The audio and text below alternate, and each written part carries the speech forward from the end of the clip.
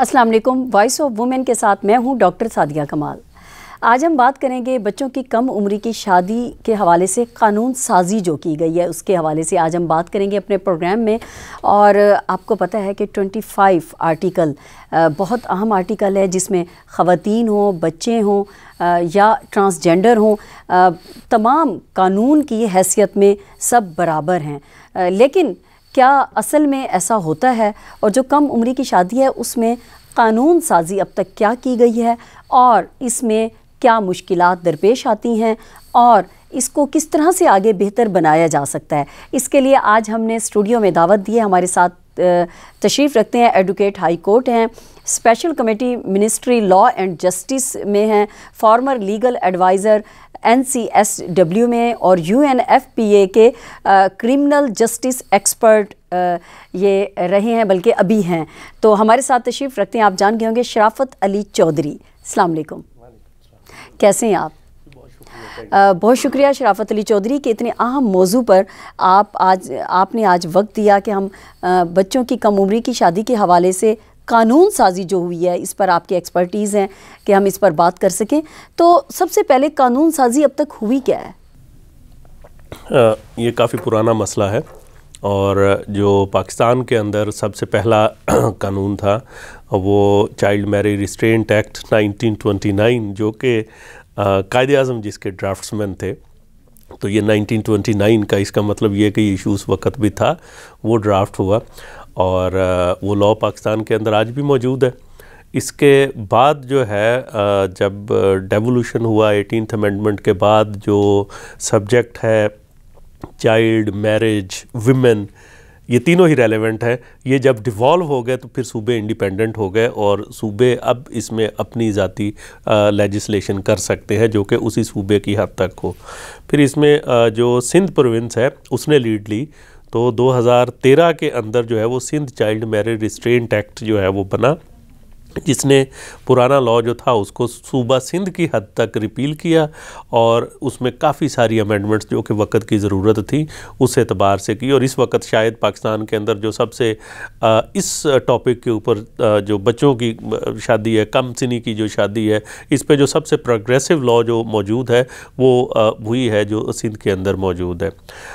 2015 में फिर पंजाब ने इसमें अमेंडमेंट की, नया लॉ तो नहीं लेके आए लेकिन वही जो 1929 का था उसके अंदर थोड़ी अमेंडमेंट की और कुछ सज़ाएं जो है वो उनको बढ़ाया, लेकिन ये कि उम्र की हद तक जो उम्र का क्वेश्चन था उसको उन्होंने नहीं छेड़ा।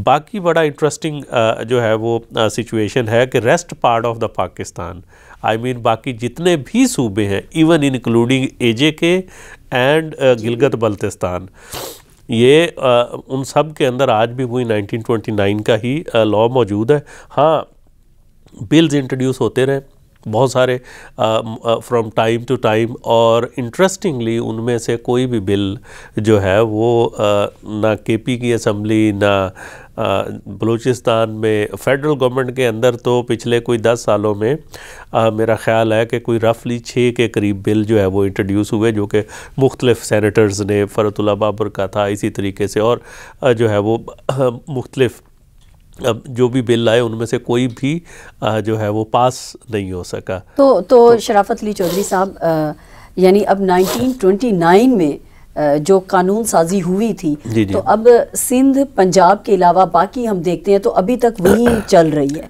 जी बिल्कुल ऐसा ही है, सिर्फ पंजाब को भी आप इसमें शामिल कर सकते हैं क्योंकि पंजाब ने सिर्फ इतना सा किया कि 2015 में वो सज़ा आप यूँ कह लें कि या फ़ाइन जो है जिसको जुर्माना कहते हैं, जिसकी कोई हद मुकर्रर नहीं थी कि, और उसमें हाँ, और 50,000 तक उन्होंने वो जुर्माना कर दिया था और सज़ा जो कि 1 मंथ तक पहले हो सकती थी इस जो है वो जुर्म की, उसको उन्होंने बढ़ा के 6 महीने किया। अदरवाइज़ जो सब्सटेंशियल इशू है चाइल्ड मैरिज का, बच्चों की शादी का, उसको किसी तरीके से हल करने की उस लॉ के अंदर भी कोशिश नहीं की गई। तो इसको कैसे बेहतर कैसे किया जा सकता है? देखिए, आपको पहले ये देखना पड़ेगा कि मसला है क्या।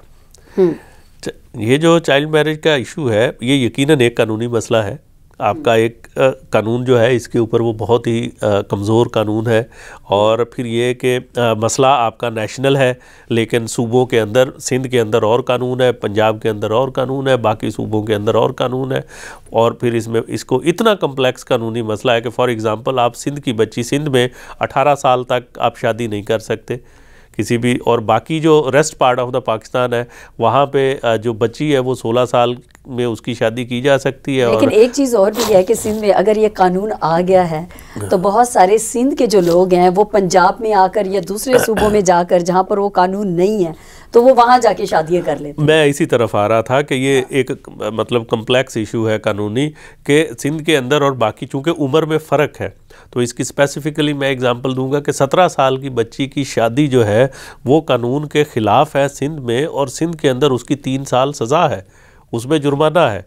अच्छा, उसके बाद अब वही बच्ची, आप फ़र्ज़ करें आप जो एडजॉइनिंग जो है वो डिस्ट्रिक्ट के अंदर अगर सिंध और पंजाब जहाँ पे इकट्ठा हो रहा है तो वहाँ पे आप तहसील सादकाबाद जो इधर की है वहाँ पे आप इस गांव से उठें और दूसरे गांव में आके आप बैठ जाएं तो वहाँ पे शादी कर लें, तो उस जगह के ऊपर जो है वो शादी बिल्कुल जायज़ है, क्योंकि 16 साल की ये जो हम कहते हैं कि सराइकी बेल्ट है उसमें रहीमी अरखान सादकाबाद, उसके बाद घोटकी शुरू हो जाता है, तो घोटकी सिंध में आ जाता है। उठे तो आप इस गांव से उठे और इस गांव में शादी कर लें तो वो ठीक है। तो ये तो जो आप कह रहे हैं कि 3 साल की सज़ा है सिंध में, तो क्या जब आप उधर शादी कर लेते हैं तो वो सज़ा वहाँ पर उसको नहीं हो सकती? लागू नहीं होती? जब पंजाब के अंदर वो शादी रजिस्टर्ड है तो कैसे, अब फिर आपको साबित करना पड़ेगा कि उस बच्ची को अगवा करके लाया गया, वहाँ पे उसको ज़बरदस्ती लाया गया। फिर आप कह सकते हैं कि चूंकि आपको सिंध से उसको अगवा करके लाया गया तो वो अगवा करने का जो जुर्म है वो सिंध में कमिट हुआ था, तो इसलिए जहाँ पे वो जुर्म कमिट हुआ था वहीं पे ही सज़ा होगी,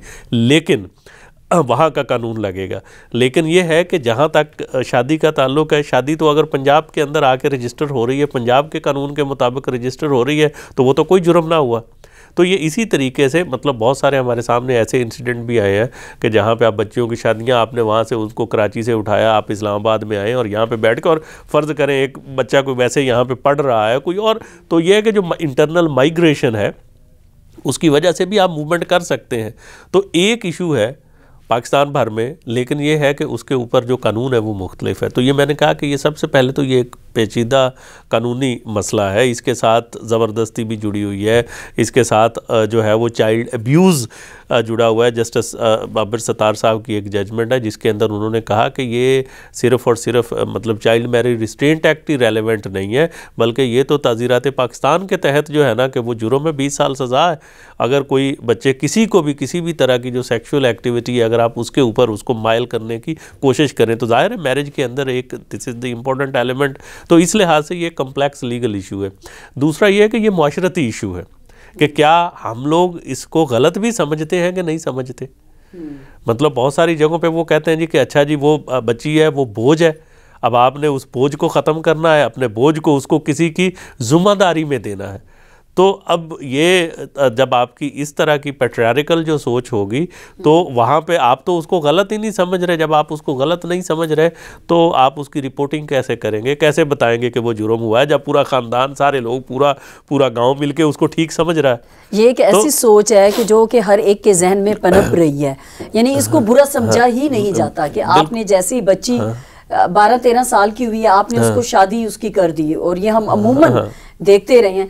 अच्छा, एक मसला ये भी है जो आपने कहा कि एक माशरती मसला है, ये हमारी जो एक पिधर सिरी सोच है, एक तो ये है, लेकिन दूसरी तरफ देखा जाए तो ये एक मजहबी मसला भी है कि कहा जाता है अमूमन के बच्ची जैसी जवान उसकी शादी कर दी जाए। जी बिल्कुल, इसका जो दो इसके और एस्पेक्ट्स हैं, जैसे मैंने कहा कि ये कानूनी मसला है, ये माशरती मसला है, इसके दो और एस्पेक्ट्स हैं जिसके अंदर एक इम्पॉर्टेंट उसका रिलीजियस एस्पेक्ट है, क्योंकि बहुत सारे लोग जो है वो इसको मज़हब के साथ भी जोड़ते हैं।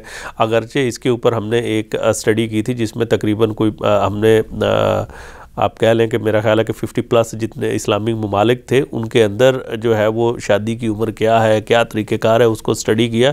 तो उसमें इवन कोई 20-22 ममालिक तो इस तरह के भी हैं कि जहाँ पे 20+ है मैरिजेबल एज। जहाँ पे काफ़ी मतलब ये है कि ज़्यादा इवन ये कि अभी सऊदीया के अंदर जो है ना कि लॉ आ गया कि अगर आपने बिलो 18 करनी है तो आप पहले काजी से परमिशन लें, आप जाके उसको एक्सप्लेन करें, you will have to file a suit. आप जाके उसके सामने पेश होंगे, आप बताएंगे कि भाई आपको क्या ऐसी ज़रूरत पड़ गई है कि आपने जो है ना कि वो एक 15 साल की 14 साल की बच्ची के साथ आपने शादी करनी है, तो आप साबित करें कि ऐसा क्या। तो ये है कि ये एक मतलब इसका कानूनी और माशरती होने के पहलू होने के अलावा इसका एक इक्तसादी पहलू भी है। इक्तसादी, हाँ। कि जहाँ पे आप समझते हैं कि ये बच्ची है, बोझ है, अच्छा ये पल जाएगी, ये उसके पास चली जाएगी तो आपकी ज़िम्मेदारी ख़त्म हो गई। जहाँ पे आपका जो है वो घर के अंदर आमदनी कम है, फ़र्द ज़्यादा हैं, अफराद वहाँ पे ज़्यादा हैं, खाने वाले कमाने वाला नहीं है, तो इसको किसी हद तक गुर्बत के साथ भी अगर आप ओवरऑल डेटा को देखें तो इसके अंदर आपको बहुत कम जो है ना कि वो इस तरह की सिचुएशन निकलेगी कि जहाँ पे एम्पावर्ड जो लोग हैं, जो खाते पीते लोग हैं, जो पढ़े लिखे लोग हैं, वहाँ पे कम उम्र की शादी हो। ज़ाहिर है इसके लिए एक आपको स्पेसिफिक जो है वो सोशो डायनेमिक्स उसको सोशो कल्चरल डायनेमिक्स चाहिए। मुझे काफ़ी मौका मिला ट्रेनिंग्स करवाने का, मुख्तलिफ जो है वो जुडिशल ऑफिसर्स की, प्रोसिक्यूटर्स की, लॉयर्स की, मैंने इस दौरान इवन जो है वो जर्नलिस्ट की, और मेरा ख़्याल है कि ये क्वेश्चन मैंने एटलीस्ट जो है ना कि वो कोई 4-5 हज़ार लोगों से पूछा होगा।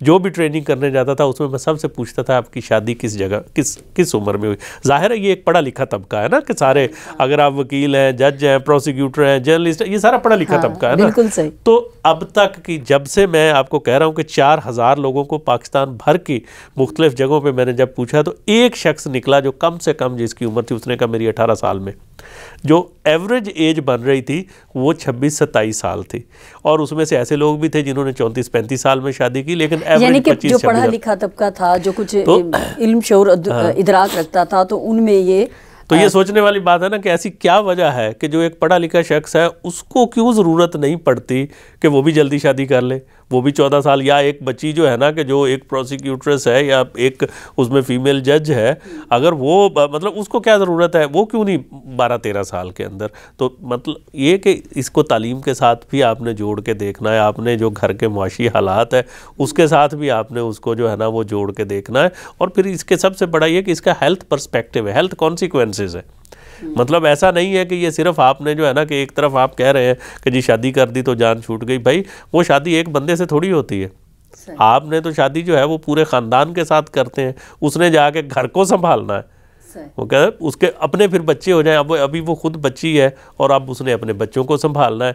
फिर इसके ऊपर मैं ज़्यादा मेरे पास इस पे सूझबूझ नहीं है, लेकिन ये है कि जो मुख्तलिफ रिसर्च स्टडीज़ है वो ये बताती हैं कि जो आपका अगर वो अर्ली चाइल्ड मैरिज जो है वो फिर उसमें उसमें मोर्टेलिटी रेट जो है वो प्रेगनेंसी के दौरान बहुत जो है ना वो बढ़ जाता है। तो ये भी एक मतलब इसका एक बड़ा जो है ना कि वो हेल्थ एस्पेक्ट भी है, तो इसको सब हर एंगल से देखने की बिल्कुल सही है शराफत अली चौधरी साहब के। इसमें हेल्थ के भी हम देखें तो बहुत ज़्यादा इस तरह से इश्यूज़ बढ़ जाते हैं, लेकिन हम बात करेंगे स्पेसिफ़िकली बिल्स के हवाले से।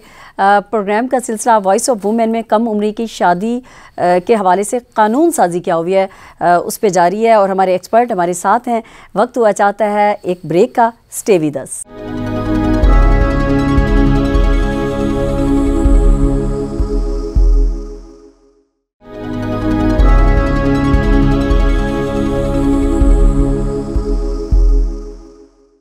Welcome back. बात हो रही है वॉइस ऑफ वुमेन में कम उम्री की शादी के हवाले से कानून साजी की, और इसके हवाले से हमारे साथ एक्सपर्ट मौजूद हैं जो कि एडवोकेट हाई कोर्ट भी हैं और उसके अलावा UNFPA के साथ भी काम कर रहे हैं। शराफत अली चौधरी, बहुत सारी अच्छी आपने हमें इंफॉर्मेशन दी, क्योंकि हमारे प्रोग्राम का मकसद ही यही है अवेयरनेस रेजिंग के हवाले से कि लोगों तक पहुँचाया जाए कि कानून साजी जो कि अच्छे भले पढ़े लिखे लोग ही नहीं जानते, तो किस तरह से हम ग्रास रूट लेवल तक इस इंफॉर्मेशन को पहुंचाएं।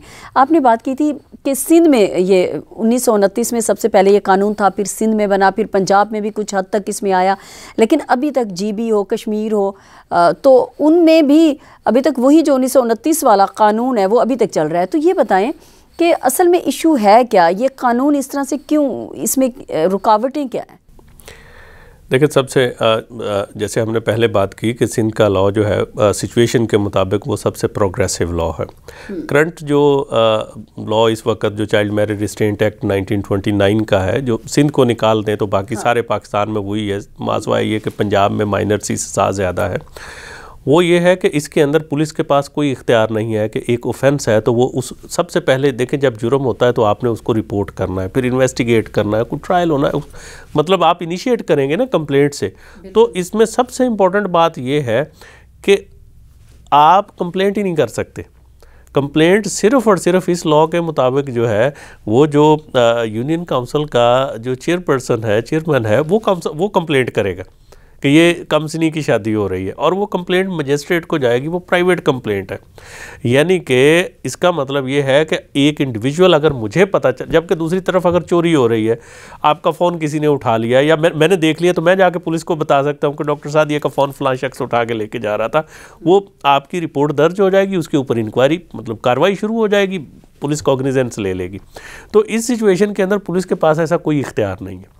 अभी रिसेंटली बल्कि पंजाब के अंदर जो है वो जस्टिस अनवारुल हक पुन्नू साहब है, मुल्तान बेंच में थे लास्ट ईयर, उनकी एक जजमेंट थी कि जिसके अंदर उन्होंने स्पेसिफिकली प्रोसिक्यूशन को कहा, कुछ गाइडलाइंस दी और प्रोसिक्यूशन को कहा कि इसके कुछ SOPs बनाएं कि किस तरीके से इस लॉ को इन्फोर्स किया जाए, क्योंकि आज तक उसको इन्फोर्स करने का कोई तरीक़ेकार जो है ना, उसका रूल्स बिल्कुल नहीं है, आज के दिन भी एग्जिस्ट नहीं करते।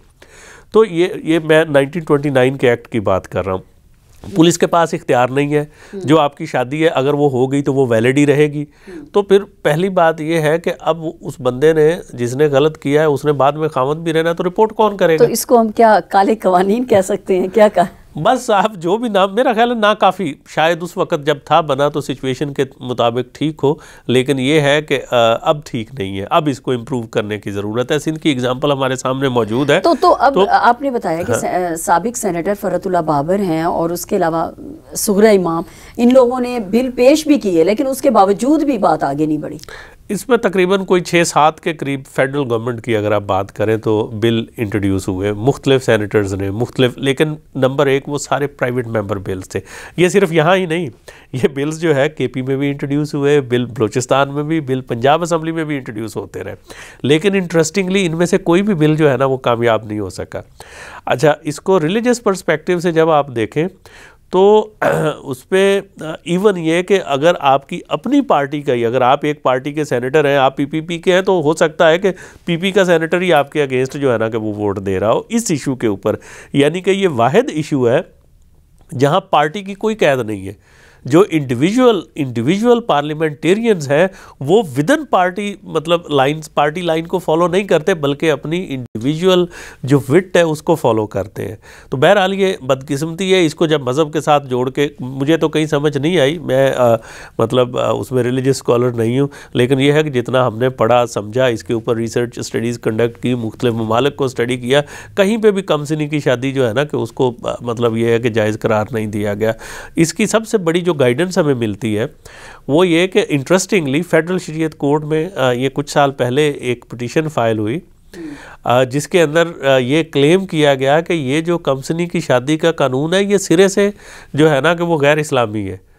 यानी कि जब इस्लाम में आप एज ये कहता है ना कि बच्ची की उम्र 16 साल और बच्चे की उम्र 18 साल, तो ये कि अगर वो बलोगत में पहुंच जाए, अब बलोगत उसकी सब्जेक्टिव इंटरप्रिटेशंस है कि बलोगत अब किसको पता है कि वो कौन, मतलब वो तो अगर मैं हूं तो फ़र्ज़ करें मैं तो अपने बारे में बताऊं, आप जब तक मेरा कोई मेडिकल एग्जामिनेशन नहीं करेंगे आप कैसे पता चलेगा कि मैं बालिग हूँ या मैं बालिग नहीं हूँ। तो ये कि एक तो ये कि फेडरल शरीयत कोर्ट ने बहुत एग्जॉस्टिव इसके ऊपर डिबेट्स हुई, उन्होंने मेक स्क्राई अपॉइंट किए, स्कॉलर्स को बुलाया, और उस सारे के नतीजे के में जो जजमेंट आई, उस जजमेंट में उन्होंने ये कहा कि जब कोई इशू जो है वो मुआशरे में बुराई की हद तक बढ़ जाए तो फिर रियासत के पास पूरा इख्तियार है कि उसको रोकने के लिए कानून साजी करे, और ये कानून बिल्कुल ठीक है और इसको बेहतर होना चाहिए। बजाय इसके कि वो कहते हैं कि ये कानून गलत है, उन्होंने कहा कि भाई ये ठीक है और इसको जो है ना कि और ठीक होना चाहिए। इवन ये कि जो इस्लामाबाद हाई कोर्ट की एक जजमेंट है उसके अंदर तो उन्होंने कहा कि जो सेक्शन 337A है वो सेक्सुअल अब्यूज़ को डिफ़ाइन करता है, और उसके अंदर ये लिखा हुआ है कि कोई भी शख्स किसी भी तरह से किसी शख्स को जब वो किसी जिनसी एक्टिविटी की तरफ माइल करता है तो वो सेक्सुअल अब्यूज़ है और उसकी सज़ा है। तो मैं सिर्फ बात इसको एक चंद सेकंड ले रहा हूँ, वो ये कि उन्होंने कहा कि भाई ये तो शादी का ऑब्जेक्टिव ही ये है, तो इसका एक जिनसी एक्टिविटी उसका एक पार्ट है, तो इसका तो मतलब ये है कि ये तो पीपीसी मतलब पीनल कानून आपका एक तरफ तो सज़ा दे रहा है 20 साल तक, दूसरी तरफ आप उसको लेजिटिमेट कैसे कर सकते हैं। तो उस जजमेंट के अंदर उन्होंने कहा कि जो है वो पुलिस को जो है ना कि वो हरकत में आना चाहिए और इसको इस्तेमाल करना चाहिए। तो बहरहाल अब इसको ये है कि इन सारे मसाइल को ठीक करने के लिए पार्लियामेंटेरियंस कोशिश करते रहे और मुख्तलिफ बिल्स अभी तक कोशिश कर रहे हैं। इस पे भी हम बात करेंगे किसी पार्लियामेंटेरियन को यहाँ पे बुला के। अच्छा, आप लीगल एडवाइज़र रहे हैं NCSW, national commission status on the women, तो ये बताएं कि वुमेन कमीशन ने एक बिल बनाया था, उस वक्त आप भी साथ थे। जी, वो मुझे ही ड्राफ्ट करने का उसमें मौका मिला और उसमें हमने काफ़ी एग्जॉस्टिव काम हुआ। उसमें women commission, child commission, national commission on the rights of the child जो है वो, और national commission for human rights, इन सब को on board, ministry of human rights, ministry of law and justice, religious affairs, इन सब को इकट्ठा करके और इसी तरीके से जो एक्सपर्ट्स थे उनको बुला के मल्टीपल कंसल्टेशंस हुई। उन मल्टीपल कंसल्टेशंस के बाद जो है वो बिल जब तैयार हुआ तो फिर एक इंटर मिनिस्ट्रियल मीटिंग हुई जिसमें मिनिस्टर ऑफ ह्यूमन राइट्स और minister of law and justice और chairperson national commission on the status of women, उसके अंदर उन्होंने फर्दर देखा। अब ये कि ये सारी आप कह लें कि एग्जॉस्टिव कंसल्टेशंस के बाद जो है वो बिल फाइनल वेट हुआ। इवन ये कि ये शायद it happened for the first time I think कि मिनिस्ट्री ऑफ रिलीजियस अफेयर्स जो है उसने भी उस बिल को इंडोर्स किया। और उसके अंदर था क्या, उसके अंदर ये था कि पहली बात तो ये कि एज को बढ़ाएं आप दोनों के लिए, बच्चा और बच्ची के लिए 18 साल करें। फिर ये है कि आप जो इस वक्त मजिस्ट्रेट का ट्रायल अगर करना है तो वो कहीं और होता है, लेकिन जो फैमिली इशू जो है, एक तरफ तनसीखे निकाह का दावा चल रहा होता है वो फैमिली कोर्ट के पास होता है, दूसरी तरफ जो है ना कि वो अगर सज़ा देनी है कि वो कम सिनी की शादी है तो वो एक और जज के पास होती है। तो उसमें ये प्रपोज़ किया गया कि ये एक के पास ही दोनों जो है ना वो मुकदमात जो है वो चलने चाहिए। फिर ये कि जो भी शादी करवाने वाला या ये उनको भी, उनके लिए भी सज़ाएं जो है ज़रा ज़्यादा प्रपोज हुई। और सबसे इम्पोर्टेंट यानी कि जो मिडल मैन भी होगा तो उसके लिए भी सज़ा। फिर उस पर यह भी था कि जो मेरा एक और इम्पॉर्टेंट पॉइंट था, मेरे जहन से निकल गया, वापस आएगा तो मैं बताता हूँ। वो हाँ, आईडी कार्ड की शर्त थी कि आप डॉक्यूमेंट्री प्रूफ जो है ना कि वो साथ ले। बहरहाल ये बिल विद कॉन्सेंसस जो है ये मिनिस्ट्री ऑफ ह्यूमन राइट्स ने फॉरवर्ड किया ministry of law and justice को एंटिल द टाइम जो है वो पिछली असम्बली का टेन्योर जो है वो ख़त्म हो गया। तो ये इस वक्त इन लिम्बो है। मेरा ख्याल है कि अभी दोबारा मिनिस्ट्री ऑफ ह्यूमन राइट्स इसको जो है ना वो टेकअप करेगी। बहुत अच्छा बिल है, इसके ऊपर काफ़ी कॉन्सेंसस बिल्ट हुआ है। मिनिस्ट्री ऑफ रिलीजियस अफेयर्स का जो है वो पॉइंट ऑफ व्यू उसमें शामिल है, उन्होंने उसको इंडोर्स किया हुआ है। और बेसिकली ये जैसे मैंने कहा कि इसकी जो बुनियादी बेस है, इसकी जो ऑब्जेक्ट एंड रीजंस है, उसके अंदर ये लिखा हुआ है जो फेडरल शरीयत कोर्ट की जजमेंट का जिसका मैंने हवाला दिया और इस्लामाबाद हाई कोर्ट की जजमेंट का हवाला दिया कि बेसिकली वहीं से ही आपको गाइडेंस मिलती है। तो मौजूदा हुकूमत में मुमकिन है कि ये हो जाए? देखें, अब होना चाहिए। पाकिस्तान की कमिटमेंट्स हैं, इंटरनेशनल कमिटमेंट्स हैं। आपका जो है वो कोई भी जो है वो बच्चों की हिफाजत जो है आपकी ज़िम्मेदारी है। जो convention on the rights of the child है उसका पाकिस्तान सिग्नेटरी है, ना सिर्फ सिग्नेटरी है, इस कन्वेंशन को बनाने वाले ममालिक, ड्राफ्ट करने वालों में पाकिस्तान शामिल था।